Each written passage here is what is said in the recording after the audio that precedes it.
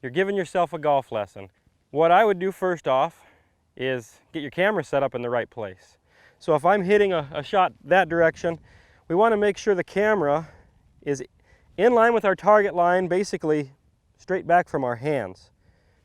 And you want the camera height around waist high, so that's pretty close to where your hands are, maybe just slightly below waist high. So that's the first thing we need to do. We need to make sure our camera's set up in the right spot so that the video you're looking at doesn't lie to you, because if the camera's in the wrong place, the pictures can tell the wrong story. Okay, so now you're swinging a golf club and we've got you on film. There are some things that you want to look for. So let's just talk backswing. As you're taking the club back, we want to make sure that the club is moving into the right arc. We don't want the club being rolled this way, hands moving out, club moving back.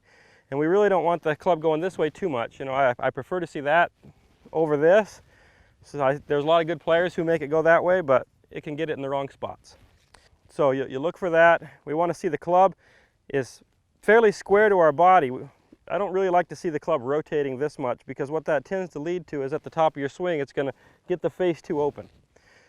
Okay, so now that leads us to at the top of the golf swing. When we get to the top, we want to be able to see that club face here is square or slightly shut to our left arm, to the plane of our left arm. So I don't like to see the club face get up here and be open like this. That's going to cause you to have to create some compensations as you swing down. Either you're going to figure out how to bow your left wrist in the downswing, or you're going to have to stall things and just throw the head at it in order to catch the face up. But I'm really big into athletic motion. And the way a golf swing starts, the downswing, is really important. If you start the club down, and when your left arm reaches parallel to the ground, you can still see a lot of your left leg. That tells me you started from the top with your hands and arms. I like to see when your left arm gets back down to parallel that your knees have squared back up to your target line. So I don't want you to look like this too much. If we get that going, then you're gonna get to the ball too early with your hands and arms. It's gonna cause some issues.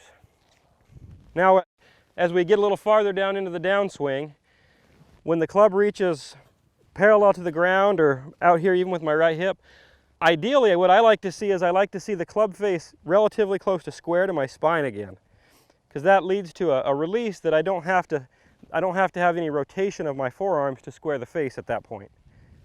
If the club gets down in here and the toe is up, if I just rotate my body and maintain that, the face is going to reach the ball wide open. So if the face is close to parallel to my spine, now all I have to do is just continue on, and that face is going to run into the ball very square.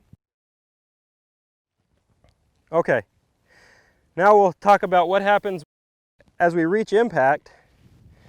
I like to see your left side kind of posting. Your leg doesn't have to straighten all the way out, but I like to see that left side posting, and you're actually pushing away from where the momentum of the club's going. So it's going to lead you into a position that looks kind of like this. If I'm moving the direction of the club, I'm not going to be able to accelerate it as fast as I am if I'm pushing away from it this way. There's a lot of different release patterns of what happens on this side. Some guys like to have their arms rotate. Some like to feel like they release their right hand this way.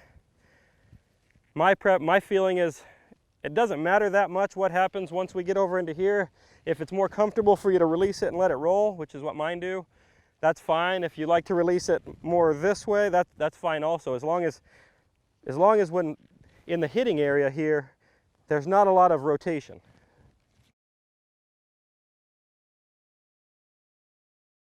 So this causes some problems. There's a lot of face rotation in that. Typically, guys who have that release also have some sequencing problems.